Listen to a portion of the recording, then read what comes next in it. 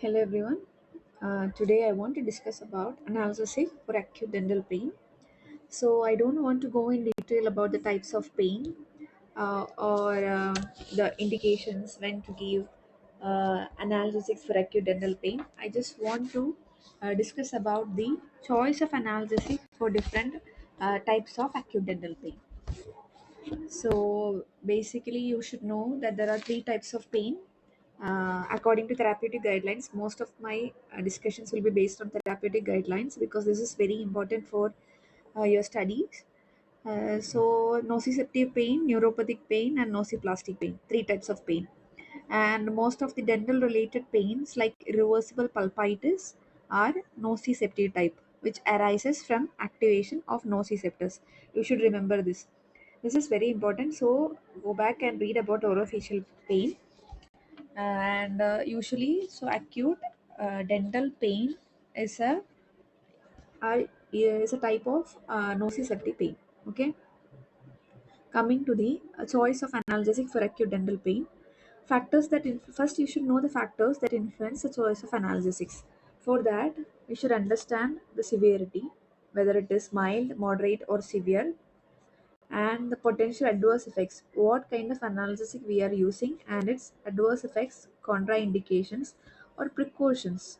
This we should know, and whether the patient can take medications orally. So, based on these factors, we will decide which analgesic to use. Okay, so different types of pain we use different analgesics. For example, the analgesic used for mild is different from that of severe.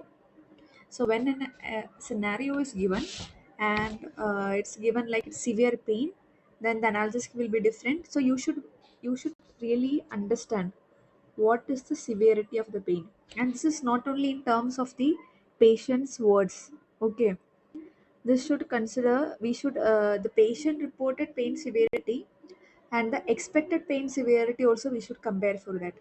So based on the severity we should decide which analgesic to give, and based on the uh, contraindications, precautions, and adverse effects of the analgesics, and whether the patient can take any medications orally. Usually oral administration is preferred, but if it is not possible, uh, for example, patient has difficulty in swallowing or gastrointestinal absorption, some problem is there, then suppositories or injections can be given. So, based on factors. Coming to the next part, whenever a question is usually asked, what kind of analgesic you want to prescribe, the most preferred one is non non-steroidal anti-inflammatory drugs. You should remember this. This is the NSAIDs. These are preferred for acute nociceptive dental pain because they are anti-inflammatory. Their adverse effects are less, but it's not like their adverse effects are less. Some patients who have some specific conditions, they can't use NSAIDs. So there are list of conditions of patients where we are not supposed to use non-steroidal anti-inflammatory drugs, that I'll explain later. So when there is an acute dental pain, the preferred one is non-steroidal anti-inflammatory drugs usually. Okay, in that, which is the important one, ibuprofen. Ibuprofen, because of its good efficacy, limited toxicity, and widespread experience. So because of its good efficacy, limited toxicity, ibuprofen is preferred non-steroidal anti-inflammatory drug usually in acute dental pain. You should remember this. Then the next one is the which we usually use, which we prescribe most of the times, that is paracetamol. So paracetamol can be combined with an NSAID or used alone in patients who cannot take NSAID. So paracetamol can be combined with an SAID. Uh, If patients are not, if NSA can't be taken by a patient because of any disease or any factors or precautions which we are told, so we can use PCT alone. Okay, you should remember this also. And coming to opioids. Opioids can be used for acute nociceptive dental pain when this is a major part, you should remember this. Opioids can be used, but when it can be used when non-opioid analgesics and non-pharmacological measures like dental treatment have failed to provide adequate pain relief or are unlikely to do so. So major thing is in severe pain. You should remember, in severe pain we can use opioids. Okay, in severe pain, it's not like we'll use only opioids. Opioids can be used. Okay, when there is severe pain or when non-opioid analgesics or non-pharmacological measures like active dental treatment have failed to provide adequate pain relief. And among the opioids, oxycodone is the preferred one. And you should remember, you should not use codeine. So, which one you should remember? Oxycodone and codeine. You are not supposed to use codeine. Okay. Next one. Now we already told like the severity, based on the severity of the dental pain we'll use different analgesics. So when the pain is described as mild to moderate in any scenario, what mild to moderate, we can use non-opioid analgesics like NSAID and paracetamol, and this should be taken regularly rather than as required to achieve continuous pain relief. So if the doctor prescribes a medicine, it should be taken regularly, NSAID and paracetamol. So how, like, we should know the remember the dosage. So mild to moderate acute dental nociceptive pain, ibuprofen is the preferred drug, 400 milligram. You should remember this dosage, 6 to 8 hourly. That is like 3 or 4 times a day for shortest duration possible and no more than 5 days without review. So it is 400 milligram, 6 to 8 hourly for shortest duration possible and no more than 5 days without review. Plus, it is a plus. You should remember it is not a single drug. Ibuprofen plus paracetamol, 1000 milligram, 4 to 6 hourly to a maximum of 4 gram in 24 hours for the shortest duration possible. So when we are talking about mild to moderate acute dental pain, and one more condition is there. If the patient doesn't have any precautions or any conditions, medical conditions that will cause a problem or may interfere with the NSAID, we can use ibuprofen plus PCT. Ibuprofen, how much? 400 milligram, and PCT 1000 milligram. You should remember the number of times frequency we have to give and the maximum dose also. So this is for mild to moderate acute dental pain in adults. Ibuprofen 400 milligram plus paracetamol 1000 milligram. Now we should avoid fixed dose combination. We should avoid because they do not allow the daily dose of. We can't. uh, it won't allow the daily dose of each drug to be maximized. And one more thing, as the tissue heals, we should. So as of now, we are giving ibuprofen plus paracetamol. So when the tissue heals, we should first stop ibuprofen and use paracetamol as a single drug. So when the tissue heals, we can stop ibuprofen and we can give PCT. Okay. So coming to the next situation scenario, when if a COX-2 selective NSAID is preferred base. So there are many patient risk factors. I want you to go back and read about non-steroidal anti-inflammatory drugs in therapeutic guidelines. So in that there are many patient risk factors like gastrointestinal problems, ulcers, many diseases are there. Risk factors, it is described beautifully in therapeutic guidelines. So in patients with the risk factors where we have to use COX-2 selective NSAID, the preferred drug is celecoxib, the 100 milligram orally, twice daily for the shortest duration possible or no more than 5 days without review. Okay. So earlier we gave ibuprofen plus paracetamol. Now instead of ibuprofen, because of patient risk factors, we are prescribing celecoxib 100 milligram. You should remember this, and that too twice daily, plus paracetamol like the same 1000 milligram 4 to 6 hourly, maximum of 4 gram in 24 hours for the shortest duration possible. So if the patient risk factors are not allowing normal non-selective NSAID, then we have to give COX-2 selective NSAID plus paracetamol. So it is celecoxib plus PCT. Dosage celecoxib is 100 milligram, PCT is 1000 milligram. Okay, you should remember this. As the same as the tissue heals, when we were giving celecoxib plus PCT.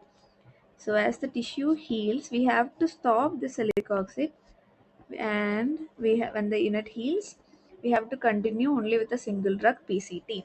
So the only difference here is normally in mild to moderate acute dental pain.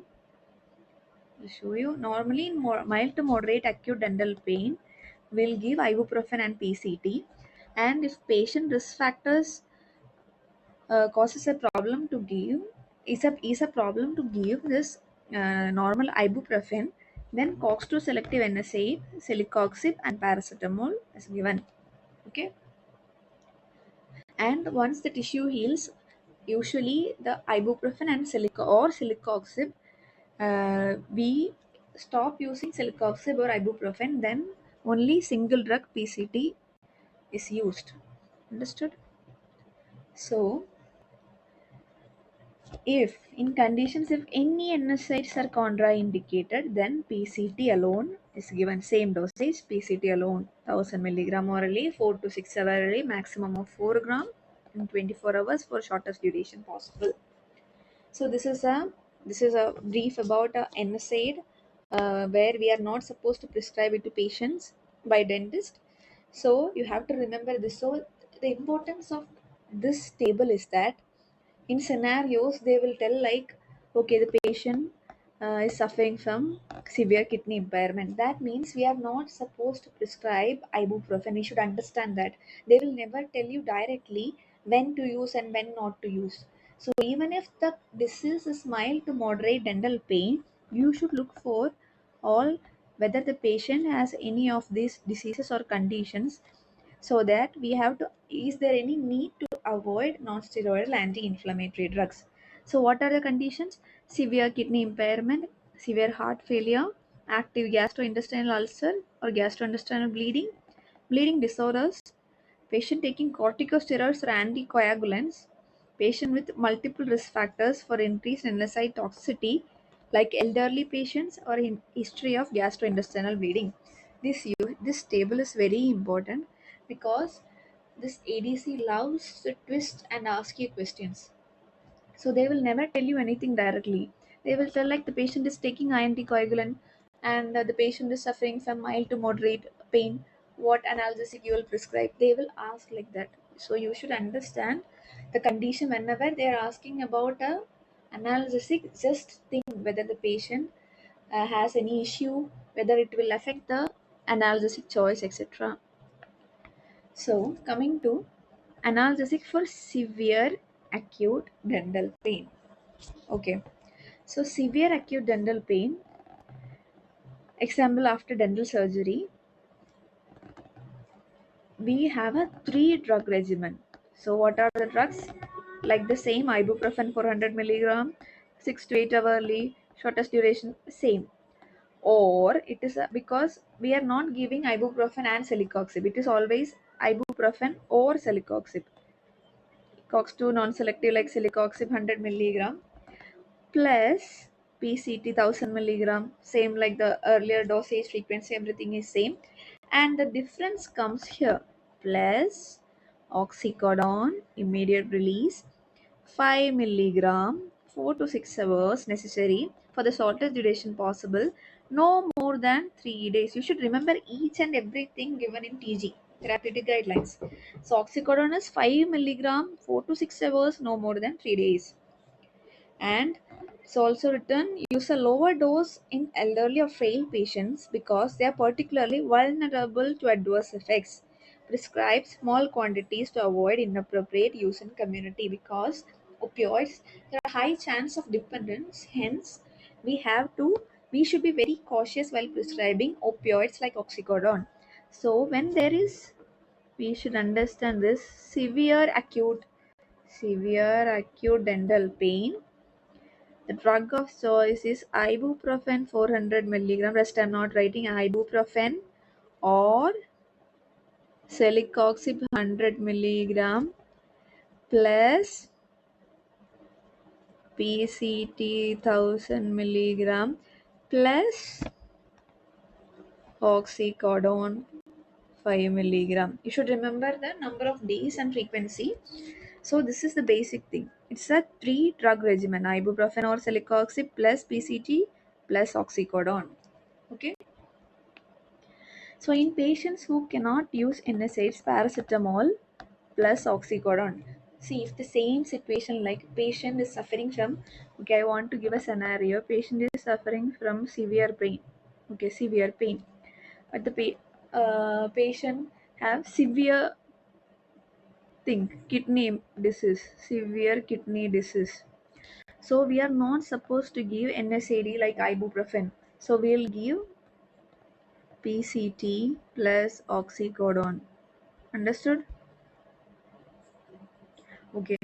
So ensure patients understand the intended duration of opioid use. Here, what they are trying to tell is you should remember about the dependence of opioids. Okay. So ensure patient understand the intended duration.